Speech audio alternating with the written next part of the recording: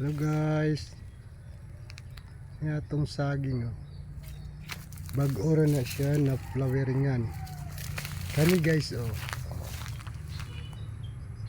Na ni ang atong saging karon, no? Sunod semana harvest na pud ta, kay naka-harvest na pud mi karong adlaw, pero dili pa na siya ma-harvest. Kani pa ipakita nako ang atong harbisonon karong sunod semana na guys. Nakana mao na ang atong harbisonon kana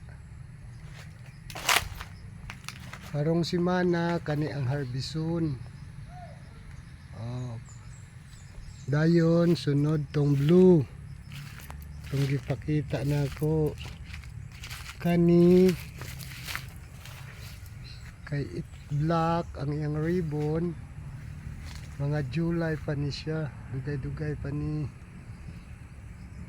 na atong saging. Mangustin, mangustin nato. Naapod tayo tanom nga grapes. Karong Martis kaluyan kani nga mga ribbon puti. Pagkasunod Martis kani na usab ang blue, kani mga blue. Pagkasunod atong ribbon nga itom. Natay sakyan Andreo pero wa nagadagan. Isuso. Dayon atong langka nga sumpay, avocado nga sumpay. Tanumay pa kani langka.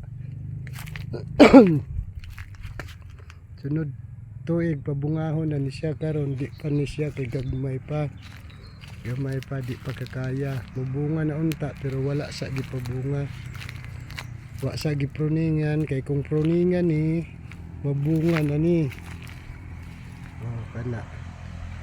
Kani ang atong grapes bag-ong tanom.